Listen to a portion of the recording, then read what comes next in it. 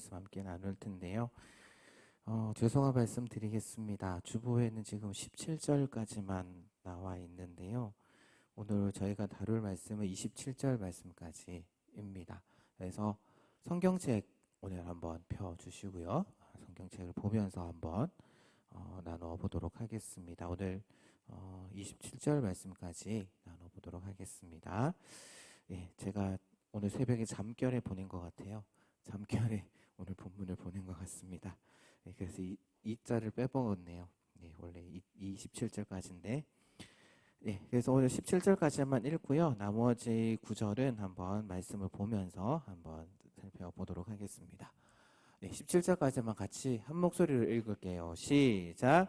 나 다니엘이 이 환상을 보고 그 뜻을 알고자 할 때에 사람 모양 같은 것이 내 앞에 섰고 내가 들은즉 을레 강 두 언덕 사이에서 사람의 목소리가 있어 외쳐 이르되 가브리엘아 이 환상을 이 사람에게 깨닫게 하라 하더니 그가 내가 선 곳으로 나왔는데 그가 나올 때에 내가 두려워서 얼굴을 땅에 대고 엎드림에 그가 내게 이르되 인자야 깨달아 알라 이 환상은 정한 때 끝에 관한 것이니라. 아멘. 혹시 성경책 있으시면 27절 말씀 27절이 아니죠? 26절과 27절 말씀도 한번 함께 읽어보도록 하겠습니다. 26절과 27절입니다. 성경책 있으시면 같이 한번 읽어볼게요. 시작. 이미 말한 바 주야에 대한 환상은 확실하니 너는 이 환상을 간직하라. 이는 여러 날 후의 일임이라 하더라. 이에 나 다니엘이 지쳐서 여러 날 앓다가 일어나서 왕의 일을 보았느니라. 내가 그 환상으로 말미암아 놀랐고 그 뜻을 깨닫는 사람도 없었느니라. 아멘. 예, 우리가 이제 계속 제 다니엘서 말씀을 이제 살펴보고 있는데요. 제가 이제 한번 헤아려 보니까 지금 18번째 시간입니다. 18번째 제 다니엘서를 다루고 있는데 아마 올해까지는 힘들 것 같고요. 내년 초까지 해서 아마 다니엘서를 마무리를 하고 새로운 걸로 한번 넘어가 보면 어떨까라는 생각을 지금 계획을 가지고 있습니다. 어쨌든 이제 오늘 말씀은 이제 다니엘서 8장이고요. 8장 후반부 뒷부분에 나오는 말씀입니다. 지난주 말씀에서는 이제 다니엘이 벨사살 왕 3년에 이제 원래는 바벨론에 있다가 이제 수산성 가서 이제 거기 을레 강변에서 이제 환상을 보았던 그 내용들을 우리가 살펴봤고 어떤 환상을 보았는지에 대한 그런 말씀을 지난주에 다루었습니다. 그래서 크게 두 가지 경험을 합니다. 첫 번째는 시각적인 그런 경험을 통해서 두 양 그리고 염소가 나오는 그런 환상을 보게 되고 그 다음에 청각적인 그런 경험들을 하게 되죠. 그래서 하늘의 천상의 존재에 의해서 들려지는 거룩한 이들의 대화를 듣는 그런 모습. 그런데 그 뜻을 이해하지 못했던 다니엘의 모습이 나왔습니다. 그래서 그 다니엘 앞에 누가 섰냐면은 오늘 말씀을 보게 되면 사람 모양 같은 것이 섰다라고 있음을 보았다라고 이야기를 하고요. 그리고 을레강 두 언덕 사이에서 사람의 목소리가 있었다라고 이야기를 하고 있습니다. 그래서 그 음성을 이제 듣게 되는데 보게 되면은 누구를 부르냐면은 그 하늘의 제 목소리가 가브리엘아라고 그렇게 부르고 있습니다. 아마 이제 가브리엘이라고 하면은 이제 많이 들으셨던 분들도 계실 텐데요. 가브리엘은 신구약 성경에서 보게 되면은 해석자 아니면은 하나님의 뜻을 계시하는 계시의 전달자로 그렇게 많이 등장을 하는 걸 볼 수 있습니다. 대표적으로 어디에서 볼 수 있냐면은 우리가 이제 예수님께서 이제 태어나시기 전에 이제 마리아에게 천사가 나타나서 네가 아들을 낳을 것이니 그 이름을 임마누엘이라 하리라라고 이야기를 했던 그 천사. 근데 그 누가복음에 가서 보게 되면 그 천사가 바로 누구냐면은 바로 가브리엘이었다. 근데 그 가브리엘이 누구에게도 전하냐면은 요한의 아버지였던 그러니까 세례 요한이죠. 여기서 말하는 요한은 세례 요한인데 그 세례 요한의 아버지였던 사가랴가 성전에 있을 때 나타나서 또한 세례 요한이 태어날 것을 이야기했던 계시해 주었던 그 천사가 바로 이제 가브리엘입니다. 그런데 그 가브리엘에게 이 환상을 이 사람에게 깨닫게 하라라는 명령이 떨어지게 되죠. 근데 그 사람의 목소리가 누가 이 명령을 내렸는지는 오늘 본문에서는 정확하게 이야기를 하진 않지만 아무래도 이제 하늘에서 그 음성이 들려왔고 그러면 하나님께서 이 가브리엘에게 명령하신 것이 아닐까라고 그렇게 우리가 생각해 볼 수가 있습니다. 근데 이 사람의 목소리는 어떻게 보면 다니엘이 듣고 이해할 수 있는 그러한 목소리였습니다. 그래서 이제 다니엘이 그 음성을 듣고 기록을 하고 있는 것이죠. 그런데 그 이후에 나오는 다니엘의 반응이 조금은 어떻게 보면 좀 특이합니다. 조금은 극적이다라고도 볼 수 있을 텐데요. 자신에게 다가오는 그 사람, 내가 선 곳으로 이렇게 나올 때에 그가 나올 때 다니엘의 반응을 보게 되면 내가 두려워서 얼굴을 땅에 대고 엎드렸다라고 이야기를 하고 있습니다. 그러니까 거의 어떻게 보면은 혼수 상태까지 빠진 그런 모습을 이렇게 볼 수가 있죠. 그러니까 신적인 그러한 경험을 저는 못 해봤지만 그런 신적인 경험을 해본 분들에 의하면은 거의 혼수 상태까지 빠진다라고 하는데 아마 그런 정도의 상황이 아닐까라는 그런 생각을 해볼 수가 있고요. 그래서 이 혼수 상태인 다니엘이 그 혼수 상태에서는 이제 메시지를 받을 수가 없으니까 그 이제 메시지를 받을 수 있도록 가브리엘이 손을 대서 다시 그를 일으켜 세웁니다. 그러면서 그 이후의 말씀을 보게 되면은 인자야라고 그렇게 부릅니다. 여기서 말하는 인자는 예수님이 아니고요. 바로 다니엘을 가리키고 있습니다. 그러면서 이제 그 다니엘이 본 환상이 정한 때 끝에 관한 것이다라고 이야기를 하는데요. 여기서 이제 정한 때 끝은 언제를 이야기를 하냐면은 우리가 앞서 살펴봤던 그런 것을 이야기를 하면서 성도들이 이제 박해를 당하고 난 이후에 성전이 더러워지는 그 마지막 단계의 시간, 그때를 의미하는 것이 아닐까라는 그렇게 추측을 해볼 수가 있습니다. 그러면서 이제 그 다니엘이 보았던 그 환상에 대한 해석은 언제부터 시작이 되냐면 20절 말씀부터 시작이 됩니다. 20절 말씀부터 쭉 이제 그 다니엘이 보았던 그 환상에 대해서 이제 가브리엘이 해석해 주는 장면이 이제 20절 이후의 말씀인데 순양과 순념소에 대한 그 활동에 대한 내용들은 잠시 생략을 하고 그럼 이들이 누구를 가리키느냐, 이 순양과 순념소가 그렇다면 도대체 누구를 가리키느냐에 대한 해석을 해주는 것이 이후의 내용들입니다. 그래서 두 뿔을 가진 순양은 메대와 바사, 지난주에 제가 말씀드렸던 그 메대와 바사의 왕들이고 순념소는 헬라의 첫 번째 왕, 즉 알렉산더 대왕을 가리킨다라고 이야기를 할 수가 있고요. 그리고 두 뿔이 꺾이고 그 자리를 대신해서 네 뿔이 나타나던데 그 네 뿔은 네 개의 나라, 즉 알렉산더가 죽고 나서 그 이후에 나타났던 네 개의 나라를 의미를 합니다. 그런데 그 뿔의 권세가 앞에 그 큰 뿔의 권세에는 미치지 못한다라고 이야기를 하고 있습니다. 그러니까 그 지금 나라의 이름은 언급되지 않습니다. 아마 관심 있는 분들은 한번 찾아보시면 좋을 것 같은데요. 그 네 나라의 이름이 언급되진 않지만 그 세력이 이전보다는 조금은 약할 것이다 라고까지만 언급이 되어 있고요. 지난 시간에도 잠깐 말씀드렸던 것처럼 이거는 알렉산더 대왕이 죽고 난 이후에 그들의 후계자, 그러니까 여러 번 전투에 의해서 전쟁을 하다가 이제 전쟁 그만하고 이제 서로 이제 지역을 나누어서 이렇게 나라를 세우게 되는 그 네 명의 후계자로 이어지는, 어떻게 보면 뼈대만 이렇게 중요한 뼈대만 이렇게 이야기를 하고 있는 그런 모습을 볼 수가 있습니다.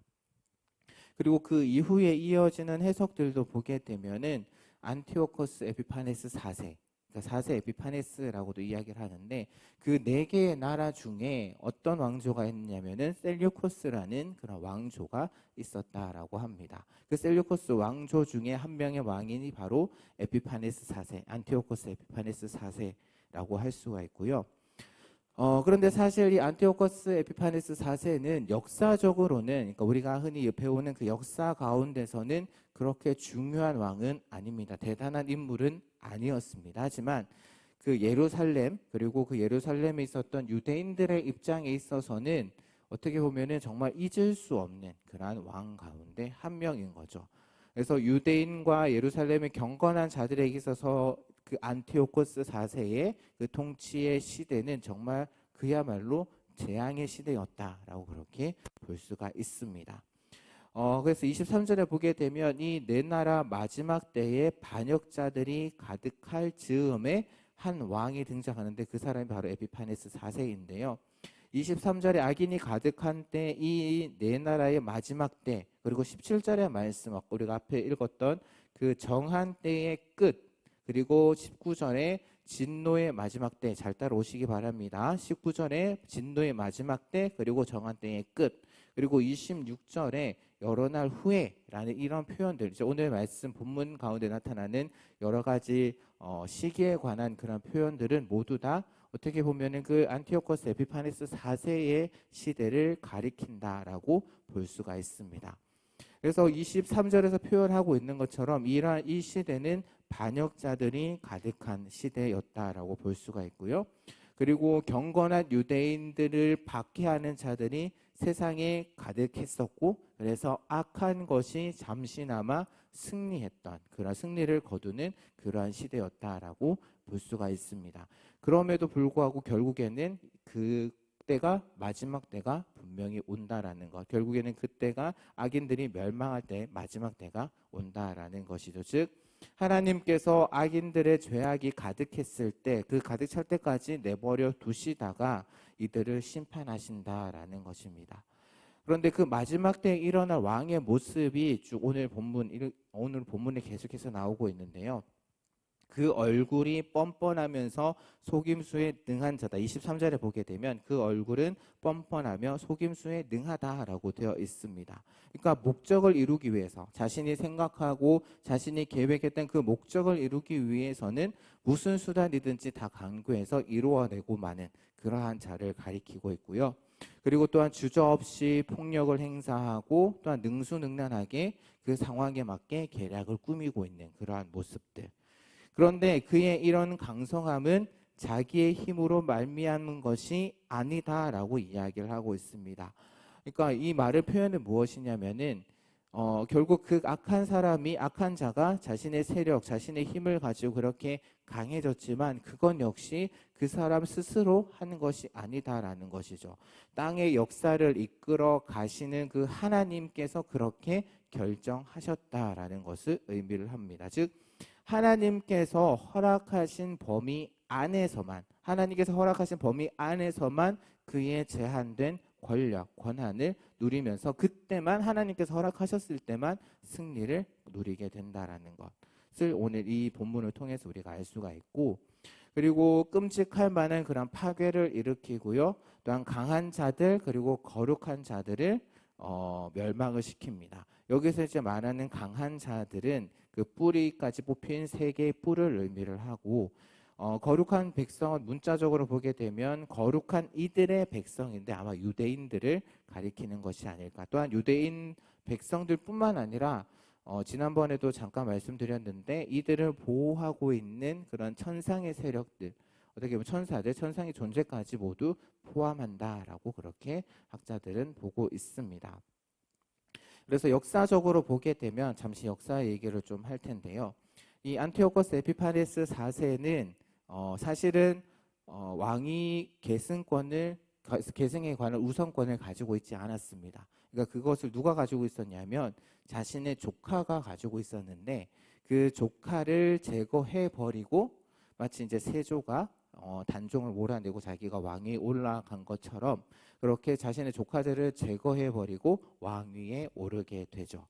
그리고 또한 안티오코스는 무엇을 신봉하고 있었냐면 헬레니즘, 헬라의 문화를 신봉을 하고 있었습니다. 그래서 자신이 정복한, 또한 자신이 다스리고 있는 나라의 헬레니즘을 강요하면서 특별히 유대인들을 배교의 길로 그렇게 많이 내몰게 되죠. 그래서 25절의 말씀을 보면 그 설명이 좀 자세하게 나오고 있습니다. 그러니까 그는 꾀를 베풀어서 제 손으로 속임수를 행했고 마음에 스스로 큰 채 하였다라는 표현이 나오는데 이 내용은 이후에 이제 11장 말씀에 가보게 되면 다시 한 번 더 이 내용에 대해서 언급을 하고 있는데 그때 가서 한번 살펴보고요. 이 25절 말씀을 계속해서 보게 되면은 또 평화로운 때에 많은 무리를 멸했다라는 표현이 나옵니다. 이것은 어떤 사건을 이야기를 하냐면 역사적으로 그 안티오커스 4세가 이제 그 예루살렘에게 징세, 그러니까 세금을 거두기 위해 징세관을 파견합니다. 그러면서 예루살렘 주민들을 좋은 말로 이렇게 어떻게 보면은 회유한다 그럴까요? 조금은 진정시키기 위해서 이렇게 징세관을 파견합니다. 그런데 그것은 하나의 계략이었고 결국에는 그 기습 공격을 해서 성을 점령해서 많은 사람들을 죽인 그 사건이 바로 여기 보게 되면은 평화로운 때에 많은 무리들 멸했다라는 그런 표현으로 나오고 있고요. 이렇게 이제 속임수로 성공했던 안티오코스는 교만해서 하나님을 인정하지 않았다라고 만왕의 왕을 대적했다라고 이야기를 합니다. 그래서 이사야서 14장 말씀에서 나오는 그 하늘에 올라서 하늘의 뭇별 위에 자기 자신을 높였다가 결국에는 떨어져 버리고만 그 바벨론 왕과 같은 그러한 모습. 그래서 안티오코스 역시도 만왕의 왕을 대적했다가 결국에는 비참한 최후를 당하게 되죠. 그래서 25절의 마지막 말씀을 보게 되면은 그가 사람의 손으로 말미암지 아니하고 깨져버린다라고 이야기를 합니다. 즉 어떤 다른 사람, 그러니까 결국에는 다른 세력에 의해서 멸망하게 될 것이지만 결국에는 하나님, 만왕의 왕이신 하나님의 징벌을 받아서 결국 죽게 될 것이다라는 것을 암시하는 그러한 표현이고요. 그리고 26절의 말씀에 보게 되면은 이미 말한 바 주야에 대한 환상이라는 것은 우리가 지난 시간에 살폈던 그 매일 드리는 제사를 중단한 중단에 대한 그러한 계시를 가리키고 있습니다.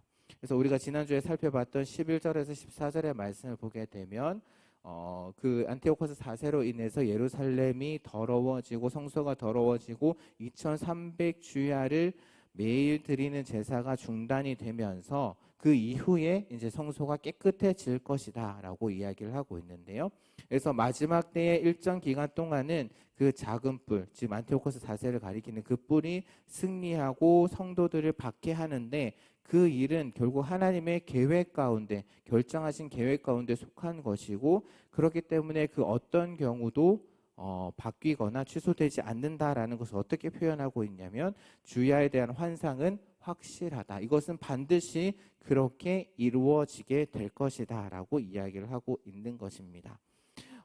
그리고 이제 26절 이 환상 확실하다라고 말씀하고 있고 이 일은 여러 날 후의 일이다라고 되어 있는데요. 이것은 그 안티오코스 4세가 통치할 때까지 봉인되어야 된다라고 이야기를 합니다. 그러면서 동시대 사람들에게 선포되어는 예언과는 달리 이 환상은 이제 봉인하라, 간직하고 있으라, 다른 사람에게 이야기하지 말고 봉인하고 은밀하게 보관하고 있어야 된다라고 이야기를 하면서 간직하라라고 이야기를 합니다.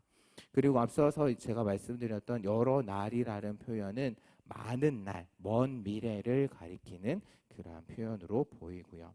이렇게 이제 그 환상에 대한 해석이 쭉 이어지게 됩니다. 그 환상에 대한 이 내용이 이어지고 난 다음에 8장 말씀 끝부분에 가서는 이제 그 환상을 듣고 난 이후에 다니엘의 반응이 다니엘의 모습이 기록이 되면서 이제 마무리가 되는데요. 7장 말씀에서도 보게 되면 다니엘이 그 환상에 대한 해석을 듣고 다니엘의 반응이 나왔던 것과 같이 8장 말씀에서도 동일하게 이제 마무리가 됩니다. 그래서 그 환상과 해석을 듣고 나서 다니엘이 여러 날 동안 병이 들어서 누워 있게 됩니다. 그러니까 성소가 더러워졌고 제사가 중단되기에 앞서 7장의 이제 내 짐승 환상보다 더 큰 그런 충격을 받은 것 같은데요. 그래서 27절의 말씀에서 이제 그것 때문에 이제 알아 누웠다라고 우리가 볼 수가 있습니다. 그러면서 27장 말씀에 왕의 일을 보았다라고 이야기를 하고 있는데 이 환상이 지금 벨사살 3년에 일어났던 일이거든요. 그러면은 아마 이제 왕의 일을 보았다라고 이야기를 하는 것은 다니엘이 지금 벨사살의 신하로 지금 일하고 있다라는 것을 그런 때에 환상을 본 것을 이야기를 하고 있는 것 같고 그리고 우리가 주목해야 될 표현은 그 환상으로 말미암아 놀랐다라고 이야기를 하고 있습니다. 그런데 여기 놀랐다라는 것은 그냥 단순히 이제 깜짝 놀란 그 정도를 이야기를 하는 것이 아니라 히브리어 원래 의미는 뭐냐면은 황폐하게 되었다. 그러니까 건물이 이제 무너져서 폐허가 되는 것처럼 다니엘의 마음이 그렇게 되었다라는 그러한 의미로 우리가 볼 수가 있습니다.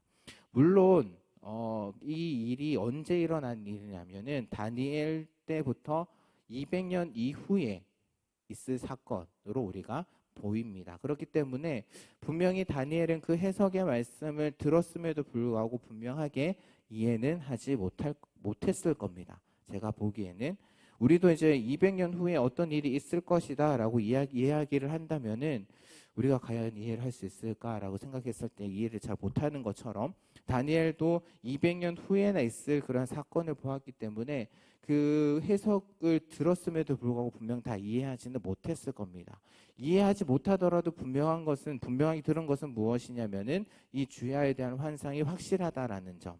그래서 다니엘은 그렇다면 무엇 때문에 이렇게 병상에 누울 정도로 그렇게 놀랐을까, 황폐해졌을까 생각을 해보게 된다면 그 마지막 때에 어떻게든 박해가 있고 그 박해를 당하는 사람이 바로 자신의 민족이다라는 것, 그것에 대해서 좀 놀랬고 또 마음이 마음이 흔들려서 무너져 내렸던 그러한 것을 우리가 볼 수가 있음에도 불구하고 그 다니엘이 이제 그 천사의 명령에 따라서 그 환상과 해석을 기록을 통해서 우리에게 지금 남겨두고 있다라고 우리가 볼 수가 있습니다.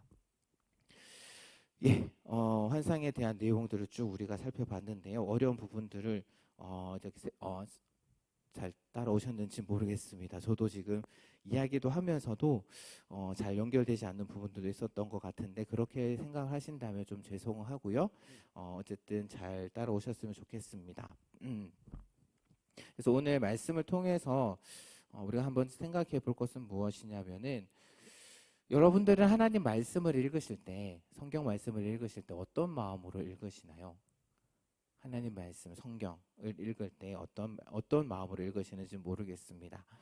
오늘 말씀을 보게 되면 다니엘은 자신이 본 환상을 해석해주는 그 가브리엘을 만났을 때 처음에는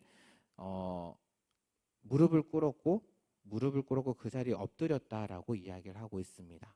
그리고 또 환상에 대한 의미 해석을 다 듣고 나서는 마음이 황폐하게 되었다라고 오늘 말씀은 기록하고 있는데요. 물론 그 천상의 존재를 만났기 때문에 두려웠을 수도 있겠지만 또 그 환상의 의미를 잘 이해하지 못했기 때문에 그랬을 수도 있겠지만 어떻게 보면 그 내용이 또한 엄청난 것이었고 또한 자신의 민족이 자기가 속한 그 유대 백성들이 당할 고난에 대해서 말씀하고 있는 것이기 때문에 좀 약간 마음이 흔들렸고 또한 힘들어했고 그래서 황폐해졌지 않을까라는 그런 생각을 저는 해보게 되었습니다. 물론 구체적으로 어제 그 왜 그렇게 되었는지에 대한 해석은 안 나와 있기 때문에 말씀드리시기는 힘들었지만 그 앞으로 자신의 백성들이 당하게 될 그러한 고난 그것을 미리 알고 그 재앙의 끝날이 있다라는 것 알았음에도 불구하고 알아 누웠던 것이 아닐까, 마음이 황폐해져서 마음이 무너져서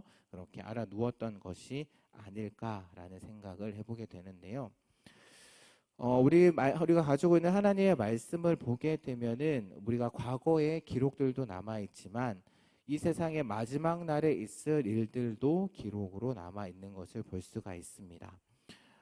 성경 말씀은 하나님께서 이 세상을 어떻게 만드셨느냐에 대한 기록으로 시작을 해서 하나님께서 이 세상을 어떻게 마무리하실 것인가, 이 땅을 어떻게 마무리하실 것인가, 또한 그것을 위해서 이미 준비하고 계시다라는 것을 우리에게 이야기하고 있고요. 그 마지막 날에 결국 하나님의 나라가 이루어지게 될 것이다 라는 것을 우리에게 말씀해 주고 있습니다. 오늘 말씀을 보게 되면 가브리엘은 그 주야에 대한 환상, 즉 다니엘이 본 2300 주야에 대한 환상은 확실하다라고 이야기를 하고 있고 그래서 그 환상, 그 명령, 그 말씀을 간직하고 있을 것을 명령을 하고 있는데요. 그리고 이 환상은 앞서 말씀드렸던 것처럼 200년이 지난 뒤에 이루어질 일입니다. 과연 다니엘은 그렇다면 어떤 마음으로 그 환상을 간직하고 또한 우리에게 성경을 통해서 그것을 기록해서 남겨두었을까? 우리는 제 말씀을 보면서 정말 과연 이 일이 이루어질까? 라는 그러한 생각을 하게 됩니다. 과연 이 일이 이루어질까? 이 일이 정말 이루어지게 될까? 하나님께서 우리에게 약속하신 말씀이 있는데 그 약속하신 말씀이 과연 정말 이루어질까라는 그러한 생각을 갖게 됩니다. 또한 그런데 우리가 생각해 볼 것은 우리가 잘 아는 것처럼 이 다니엘이 본 환상은 이루어지게 됩니다. 200년 후에 이루어지게 돼 그대로 일어나게 되었는데 그래서 제가 중간중간에 역사적인 이야기도 했던 것이고요. 그런데 물론 이러한 점 때문에 성경을 하나님 말씀으로 믿지 않는 자들은 어떻게 이 부분을 해석하냐면은 이 다니엘서가 다니엘이 쓰지 않았고 이미 일이 이루어진 다음에 쓰여진 책으로 그렇게 학자들이 해석하는 그런 학자들도 있습니다. 하지만 우리가 지금 가지고 있는 이 하나님의 말씀 성경은 이미 하나님께서 우리에게 주신 것이고 다니엘을 통해서 그리고 또한 성경 여러 저자들을 통해서 우리에게 주셨고 또한 그리고 성경의 역사들을 보게 되면 하나님께서 말씀하신 것은 그대로 이루어졌다라는 것을 우리는 볼 수가 있습니다. 성경 말씀을 통해서도 우리가 여러 가지를 확인할 수 있겠지만 가장 대표적인 것이 바로 하나님께서 구약에서 말씀하신 그 메시아를 보내겠다, 그리스도를 보내겠다라고 약속하셨던 것, 그것이 바로 예수님을 통해서 이루어진 그러한 사건이죠. 물론 사람들이 생각하는 그러한 모습으로 예수님께서 오시지는 않았습니다. 하지만 성경에서 약속하고 말씀하신 대로 예수님께서 메시아로 하나님이 보내신 메시아로 이 땅 가운데 오셨고 이 땅 가운데서 하나님의 뜻을 이루시는 구약의 말씀을 성취하시고 이루시는 그러한 일들을 하셨고요. 그리고 예수님께서는 말씀대로 십자가에 달려 죽으셨고 말씀대로 부활하셨고 그래서 말씀대로 지금은 하나님 보좌 우편에 앉으셔서 이 땅을 다스리고 계시고 그리고 때가 되면은 다시 이 땅에 오셔서 이 땅 가운데서 하나님의 나라를 완성하실 것이다 라는 것이 성경에 기록되어 있습니다. 하지만 예수님께서 이 땅 가운데 다시 오셔서 하나님의 나라를 이루시기 전까지 그럼 어떤 일이 있을 것이냐? 이 땅에 살아가는 하나님의 백성들 믿는 자들에게는 고난이 있다라는 것 오늘 말씀을 통해서 우리는 확인해 볼 수가 있죠. 그런데 그러한 사실들 믿는 자들에게 고난이 있다라는 것 그것이 사실은 우리의 마음을 조금 힘들게 하고 어렵게 합니다. 아마 다니엘도 힘들었던 이유가 아마 그런 것 때문이 아닐까라고 하는 생각해 보는데요. 왜 하나님께서는 믿는 자들을 힘들게 하실까? 고통스럽게 하실까? 왜 하나님께서는 악을 허락하셔서 그 악을 통해서 믿는 자들, 특별히 구원받은 자들을 핍박하시는 걸까? 왜 그 악한 자들을 형통하게 하셔서 믿는 자들의 마음을 이렇게도 아프게 하시고 흔들리게 하시고 또한 좌절하게 그렇게 내버려 두시는 걸까? 사실은 이것은 어떻게 보면은 역사 가운데 늘 풀리지 않는 그러한 숙제로 남아 있는지도 모르겠습니다. 그래서 하나님께서 허락하셨기 때문에 그것을 받아들이는 것 말고는 우리가 어떻게 할 수 있는 일이 있을까라는 그런 생각도 드는데요. 그래서 이러한 사실 때문에 성경 말씀을 보게 되면은 그러한 사실로 인해서 괴로워했던 사람들이 곳곳에 등장을 합니다. 제가 지난번에 한번 하박국에 대해서 한번 말씀을 드리는 적이 있는데요. 오늘은 시편 기자 중에 한 명을 또한 소개해 드리면서 이제 말씀을 마무리하도록 하겠습니다. 시편 73편 말씀 한번 집에 가서 나중에 한번 읽어보셨으면 좋을 것 같은데요. 시편 73편을 보게 되면은 사실 시편의 많은 부분들이 악인의 형통에 대해서 이야기를 하고 그걸 통해서 당하는 고통 가운데 부르짖는 그런 시편들이 많지만 시편 73편의 말씀을 보게 되면 그 문제에 대해서 오늘 제가 말씀드렸던 그 문제에 대해서 이야기를 하고 있습니다. 그러니까 하나님이 살아계심에도 불구하고 악인들이 형통하고 악인들이 잘 나가는 문제로 인해서 고통했던 바로 아삽이라는 그런 시인이 쓴 그런 시편인데요. 그래서 시편 73편을 보게 되면 이렇게 시작을 합니다. 하나님이 참으로 이스라엘 중 마음이 정결한 자에게 성을 행하시나 나는 거의 넘어질 뻔하였고 나의 걸음이 미끄러질 뻔하였다라고 이야기를 하고 있죠. 그렇게 하면서 시작합니다. 하나님께서 선을 행하시는 줄 아는데 근데 내가 지금 처한 상황들, 지금 현실을 보게 되니까 나는 거의 넘어질 뻔했고 내 걸음이 정말 넘어져서 좌절할 만큼 그런 상황이 되었다라는데 왜 그렇게 되었냐? 그 이후의 말씀들을 읽어보게 되면 악인들이 너무나도 잘 살고 있다라는 거죠. 하나님께서 공의의 하나님이시라면 그 악인들을 심판하시고 그 악인들이 잘 되지 않아야 되는데 오히려 악인들이 잘 살고 있고 떵떵거리면서 살고 있고 악인들이 형통하게 살고 있다라는 겁니다.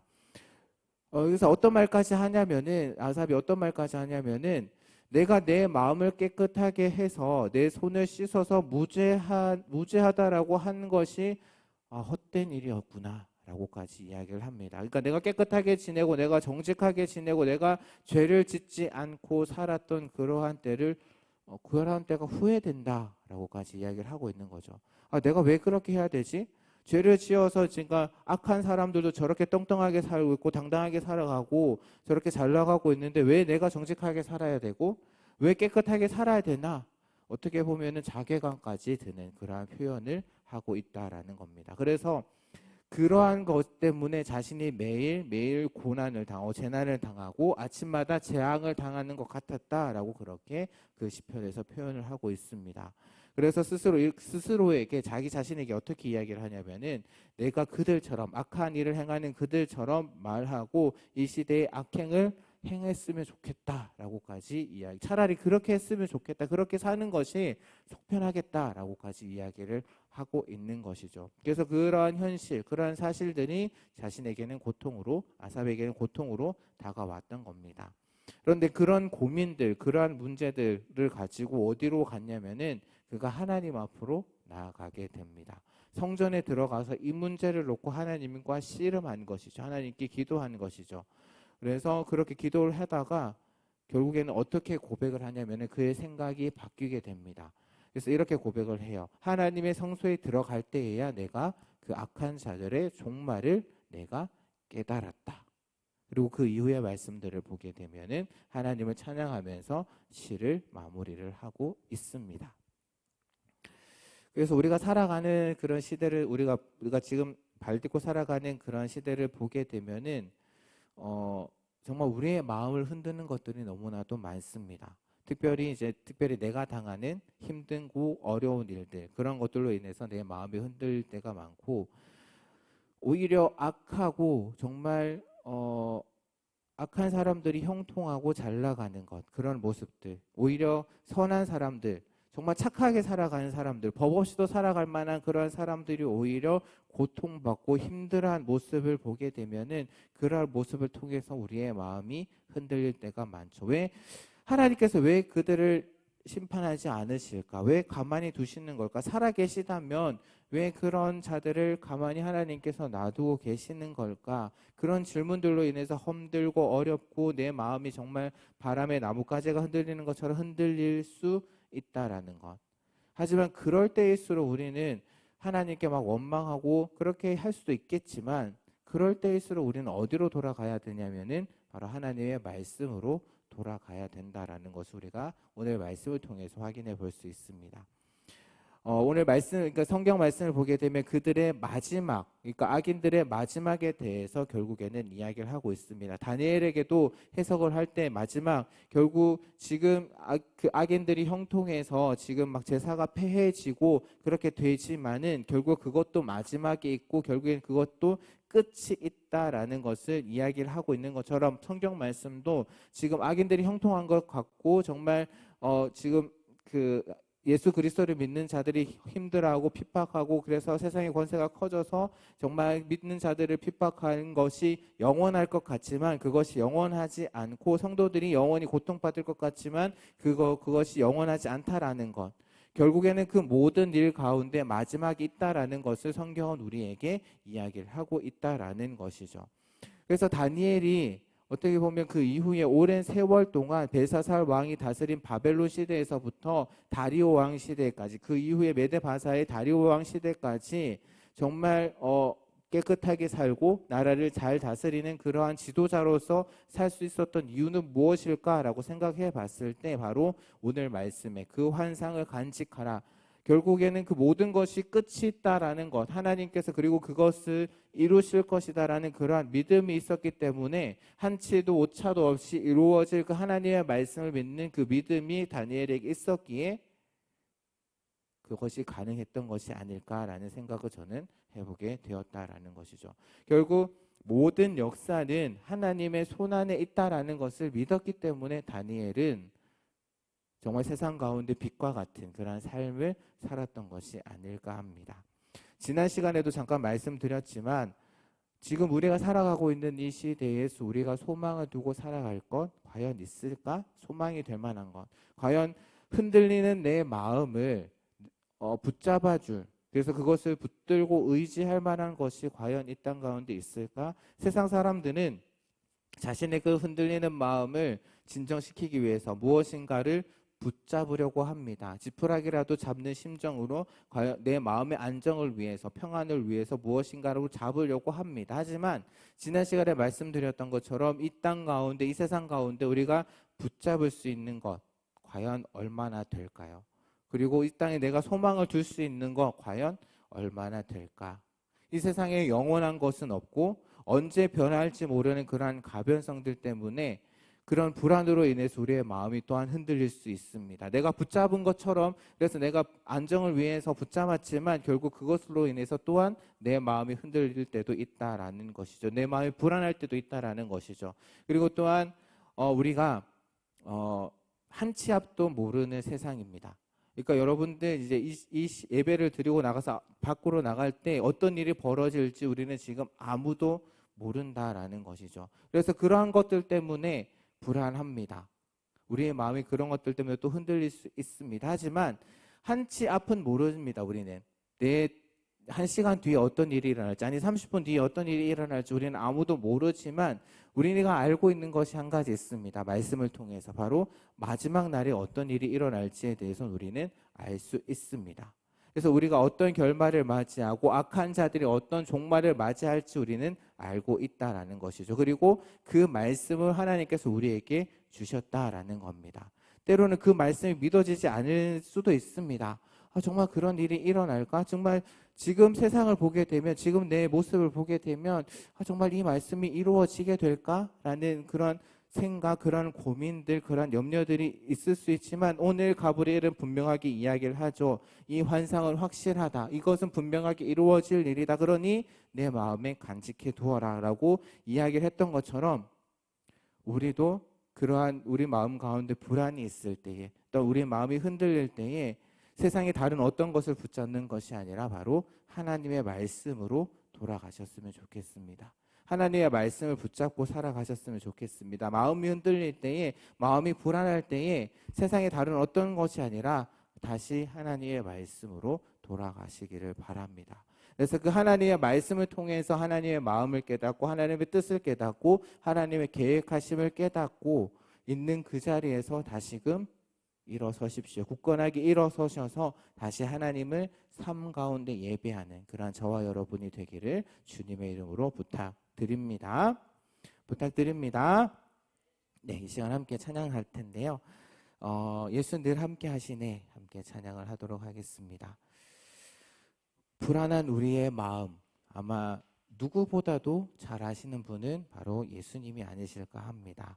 그리고 또한 그 예수님께서는 늘 우리와 함께 하시겠다라고 약속을 하셨는데요. 이 시간 우리와 늘 함께 하시기를 원하는 그 예수님을 찬양하면서 헌금하도록 하겠습니다.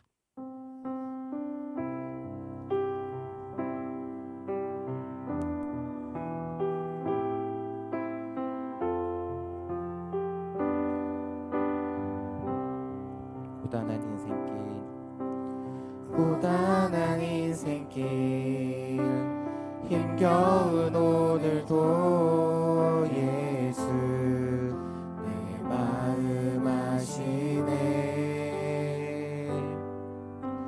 지나간 아픔도 마주할 세상도 예수 내 마음 아시네. 하루를 살아도 기쁨으로 가니 예수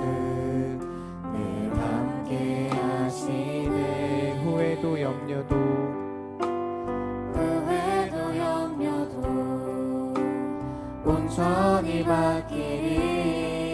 예수 늘 함께 하시네. 믿음의 눈 들어 믿음의 눈 들어 주를 보리. 이 또한 지나가리라. 주어진 내 삶의 시간 속에 주의 뜻. 믿음의 눈 들어 주를 보리라. 믿음의 눈 들어 주를 보리. 이 또한 지나가리라. 주어진 내 삶의 시간 속에 주의 뜻 알게 하소서. 이 시간 함께 기도하도록 하겠습니다. 세상을 살아가다 보면은 정말 우리의 마음이 흔들릴 때가 참 많습니다. 특별히 하나님께서 행하시는 일들이 이해되지 않을 때 하나님께서 왜 저것을 허락하실까 그럴 생각이 들 때 때로는 하나님이 원망스럽기도 하고요. 정말 하나님 어떤 생각을 가지고 이런 일들을 허락하시는지 정말 때로는 하나님을 이해하지 못할 때도 많이 있는 것 같습니다. 하지만 그 모든 순간들 가운데 하나님의 뜻이 있다라는 것, 또한 그 하나님께서는 자신이 말씀하시고 계획하신 것을 지금도 이루어 가기 위해서 일하시는 분이시다라는 그것을 볼 수 있는 믿음의 눈을 저희들에게 열어주시옵소서라고 함께 또한 기도했으면 좋겠습니다.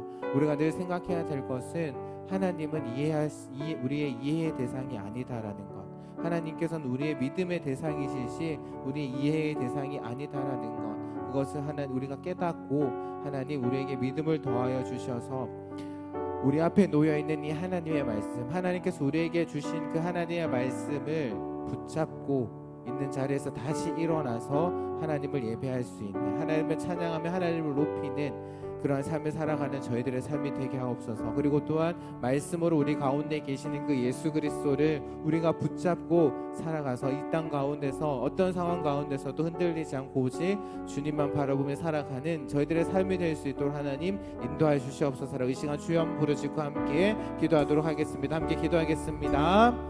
주여,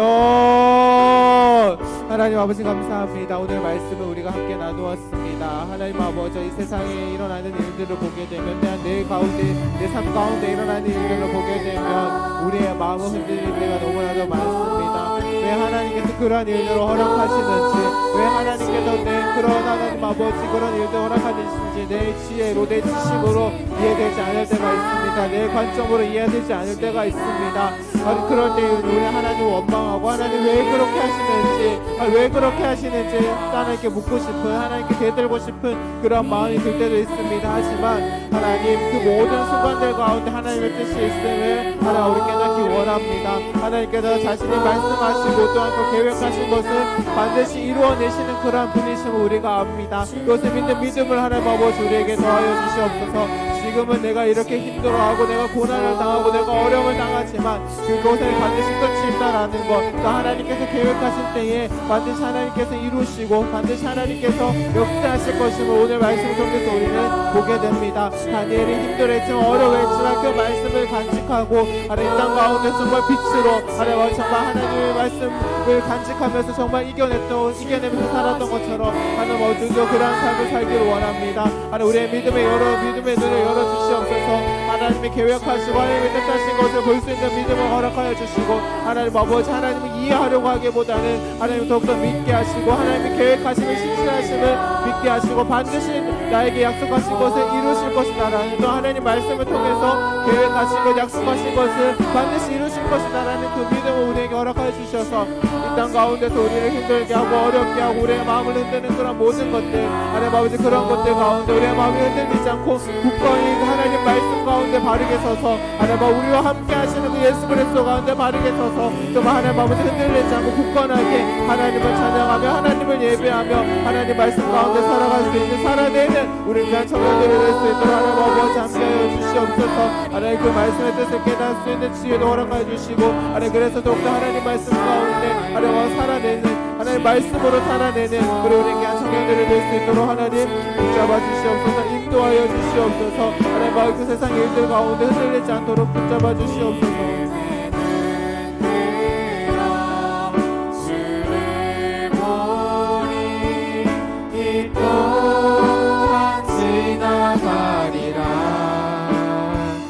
주어진 내 삶의 시간 속에 주의 뜻 알게 하소서. 하나님, 오늘 말씀을 통해서 다니엘이 하나님 보여주신 환상 그 해석을 듣고 그 마음이 흔들렸다라고 좌절에 가까운 그런 경험을 했음을 오늘 말씀을 통해서 보았습니다.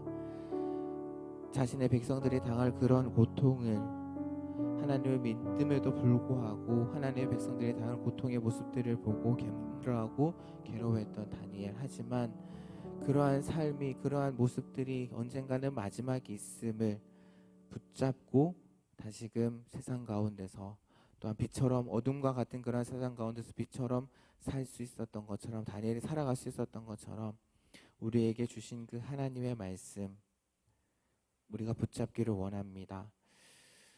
우리도 때로는 우리가 당하는 일, 우리 주변에서 일어나는 그 일들이 때로는 납득이 되지 않고 이해가 되지 않는 그런 것들을 통해서 우리의 마음이 흔들리고 더 어려워질 때도 있습니다. 하지만 그 일들 가운데 하나님께서 행하시는 계획이 있음을, 뜻이 있음을 볼 수 있는 믿음을 하나님 저희들에게 허락하여 주시옵소서. 또한 그런 일들 가운데 하나님께서 우리와 함께하고 계시다라는 것 우리가 믿는 믿음을 허락하여 주시되 우리의 인생길 가운데 늘 동행하시는 그 예수님이 계시고 그 예수님이 이 세상 누구보다 나의 마음을 잘 알고 계심을 믿으며 때로는 내 삶 가운데 일어나는 그 일들이 이해되지 않더라도 그것으로 인해서 내 마음이 흔들리지 않고 오직 하나님의 말씀을 붙잡고 그 말씀을 마음에 간직하면서 정말 굳건히 다시금 서서 하나님의 자녀답게 살아갈 수 있는, 살아낼 수 있는 우리 귀한 청년들 되게 하여 주시옵소서. 이 시간 귀한 예물을 믿음의 고백으로 하나님 앞에 드립니다. 기쁘게 받아주시고 청년들의 삶 가운데 늘 함께 하셔서 선한 길로, 바른 길로, 쉴만한 푸른 초장으로 하나님 인도하여 주시옵소서. 감사드리며 이제는 우리를 구원하여 주신 주 예수 그리스도의 크신 은혜와 하나님 아버지의 영원하신 사랑하심과 성령 하나님이 지키시고 보호하시는 그 놀라우신 은혜가 내 마음이 흔들릴 때에 하나님의 말씀을 더욱더 붙잡고 굳건히 서서 하나님의 자녀로서 하나님의 자녀답게 살기로 다짐하며 결단하며 돌아가는 우리 모든 귀한 청년들의 삶 가운데 이제로부터 영원토록 함께 하실지어다.